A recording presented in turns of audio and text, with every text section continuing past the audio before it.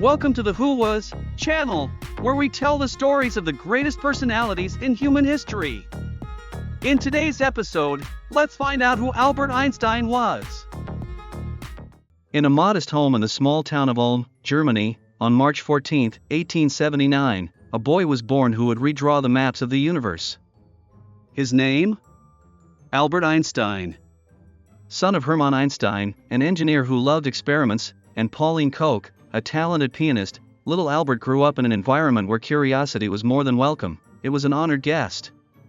From a very early age, Albert proved to be a solitary thinker, often lost in his own reflections. His father, noticing the boy's fascination with the unknown, gifted him a compass. Oh, the compass! To many, a simple object. For Albert, it was a window to a world governed by invisible forces and mysterious principles. At just 5 years old, while other boys ran through the fields, he marveled at the needle that stubbornly insisted on pointing north. What makes the needle move? He would ask himself. There were no wires pulling it, no visible hand guided it. Was it magic? Science? Or something in between? This childlike fascination with the hidden forces of nature planted the seeds of a life dedicated to unraveling the enigmas of the universe. And as little Albert grew, so did his questions, increasingly complex, signaling the awakening of a brilliant mind.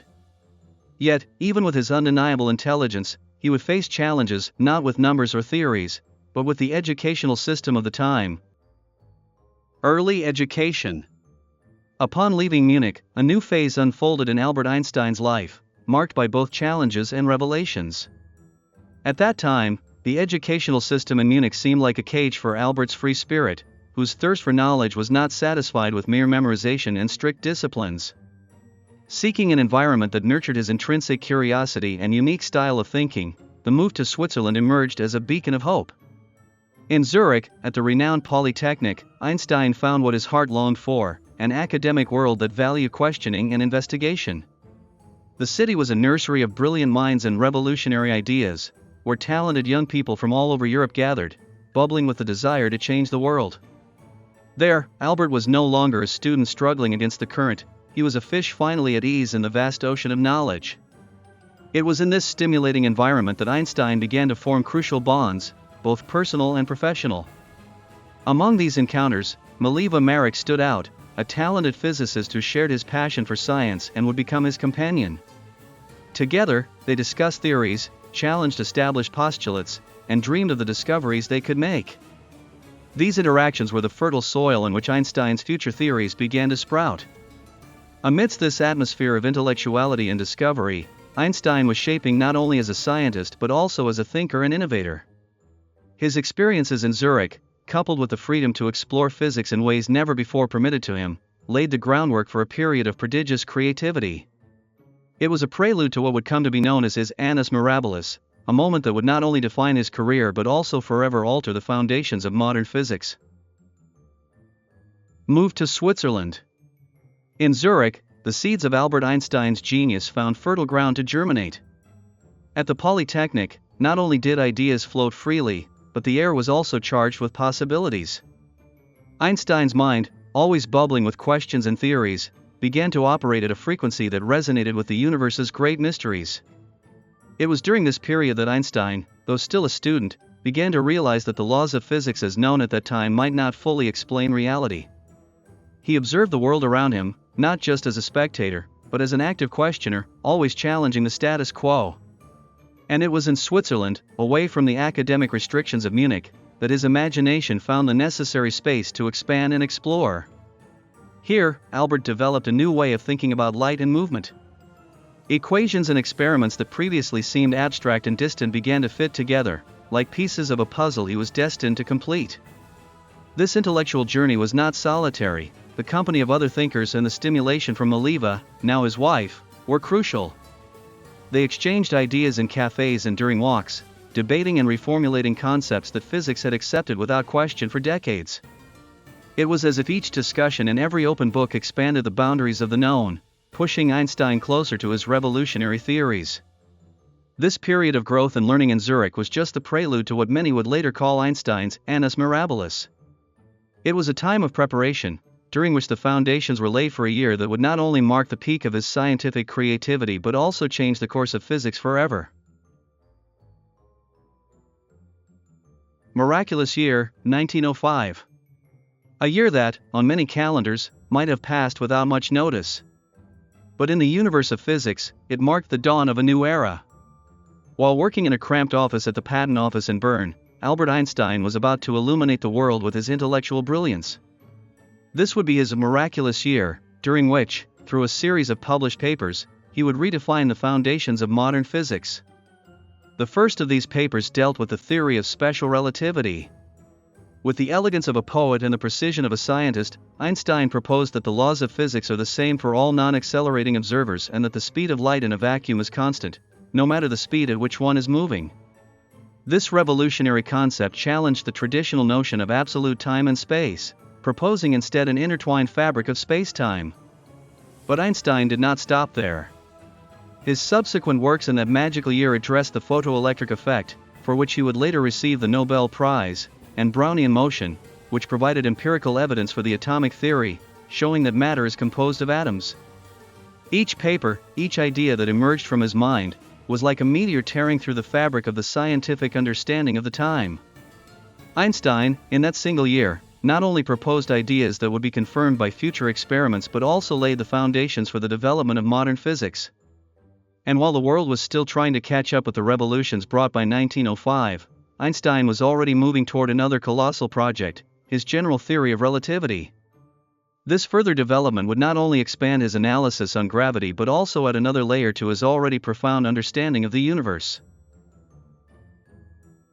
General theory of relativity. At the dawn of 1919, the world was on the verge of witnessing an event that would not only cement Albert Einstein's reputation as one of the greatest physicists of all time but also change the way we understand the universe. After years of theorization, Einstein's general theory of relativity was about to be tested on a global stage, under the watchful eyes of scientists and curious observers around the globe. The stage for this monumental test was a total solar eclipse that would allow astronomers to directly observe the effects predicted by Einstein. According to his theory, the light from distant stars, when passing close to the sun, should be bent by the curvature of spacetime caused by the sun's mass. This phenomenon, known as light deflection, was a bold prediction that, if confirmed, would provide concrete proof that Einstein's theory was correct. Expeditions were meticulously arranged, one led by the renowned British astronomer Sir Arthur Eddington. Eddington traveled to the island of Principe, off the coast of West Africa, while another team positioned themselves in Brazil, both locations ideal for observing the eclipse. The conditions were tense, with the world still recovering from the ravages of World War I and science seeking a new breath to inspire humanity. When the day of the eclipse arrived, Eddington and his team's eyes were turned to the skies, their cameras ready to capture the event. The photographic plates, carefully prepared to record the position of the stars during the eclipse, would be key to validating or refuting Einstein's revolutionary theory.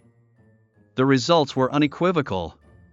The stars appeared slightly displaced from their expected positions, exactly as the theory of relativity had predicted. The news of the confirmation spread like wildfire, catapulting Einstein to global stardom. Newspapers around the world announced the new vision of the cosmos proposed by Einstein, and he was elevated from a physicist admired primarily within academic circles to a global icon. This triumph not only solidified his reputation but also opened new horizons for physics.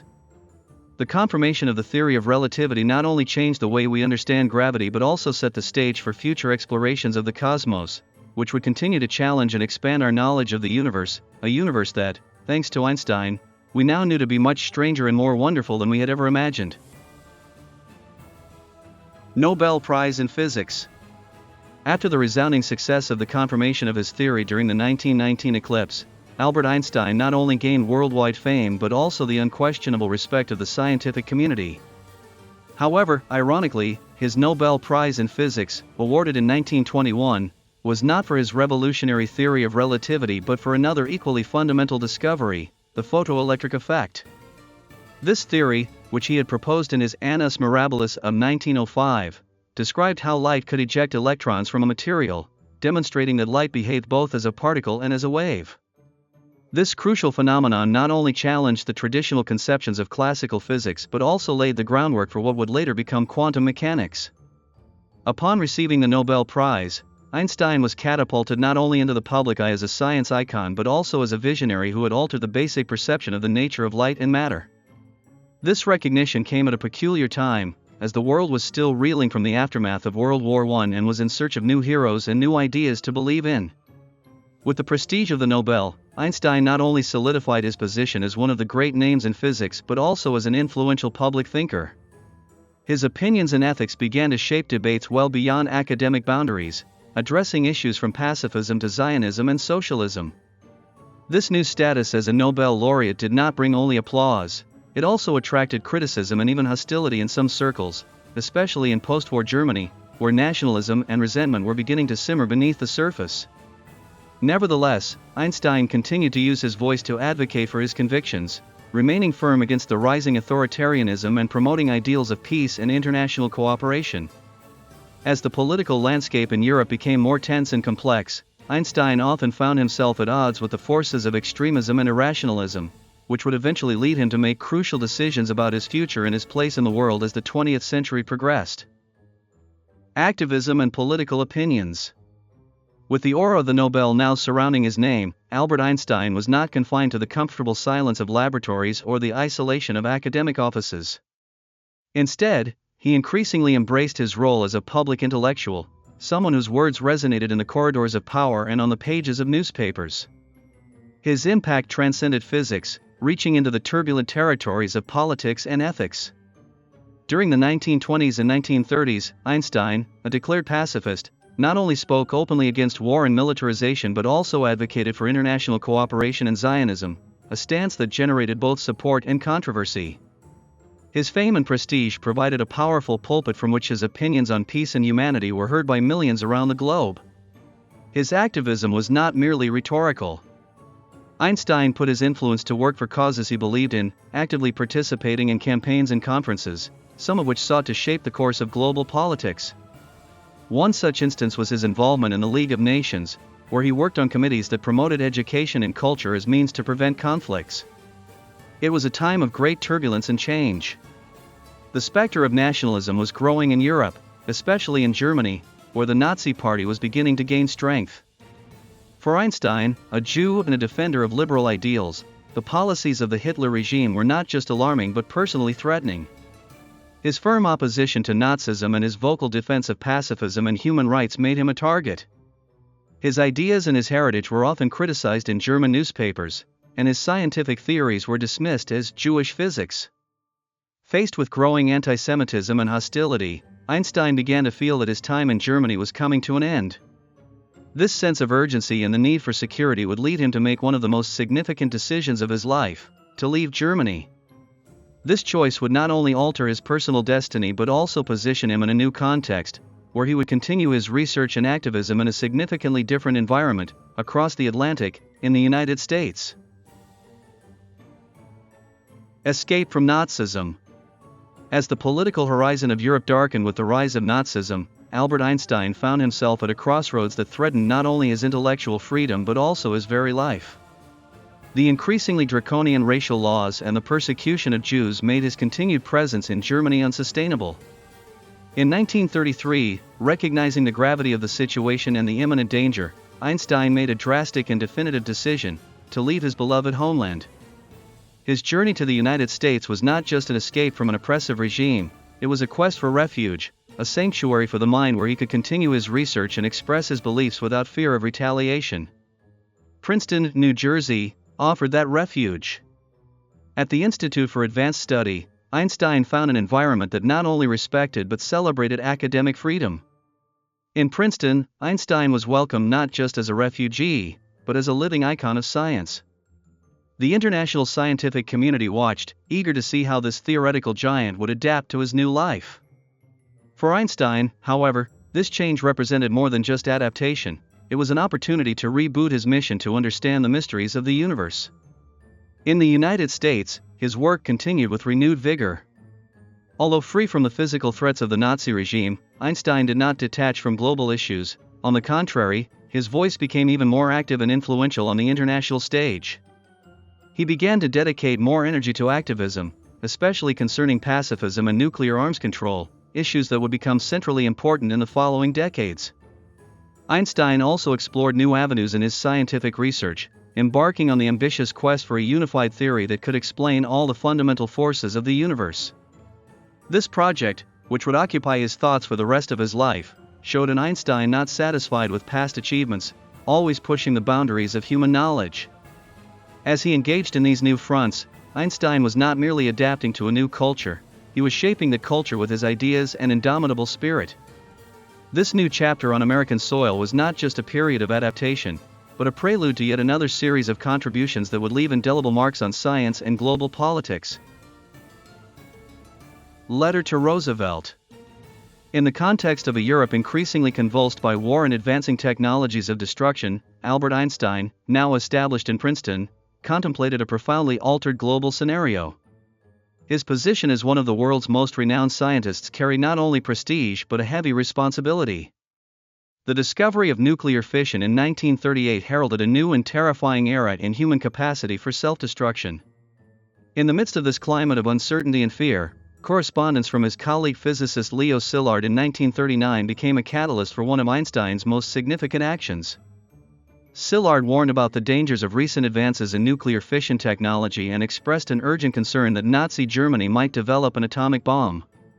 The prospect of such a weapon in the hands of such a brutal regime was an apocalyptic scenario.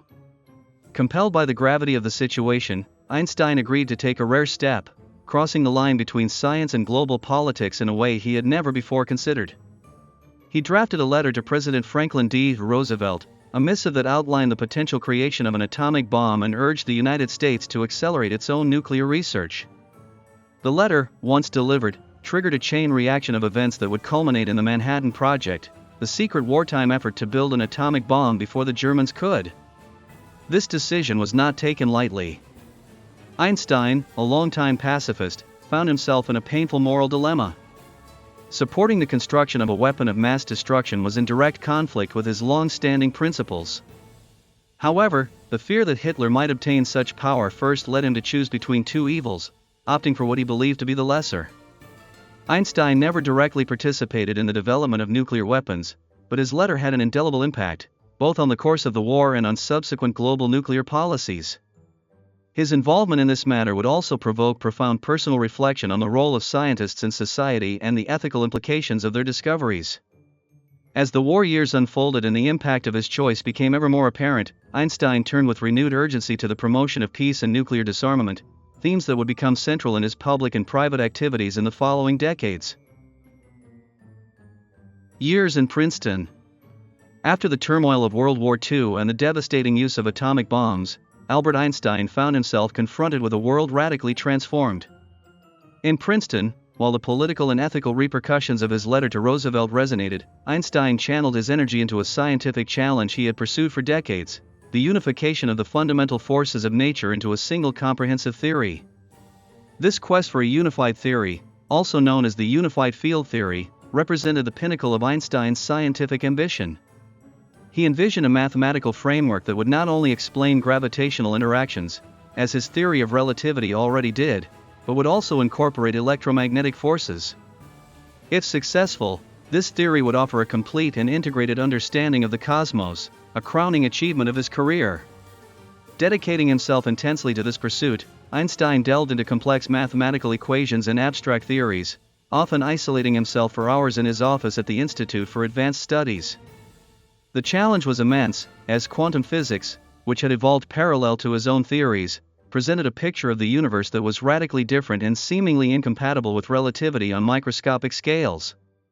Einstein, however, remained indifferent to the prevailing trends in physics, convinced that a deeper unifying principle was within reach. This determination estranged him from many of his contemporaries, who saw quantum mechanics as the future path of physics. Nonetheless, his vision was unshaken. For Einstein, the universe was a place of order and elegant simplicity, and he was convinced that the key to this simplicity lay in unification.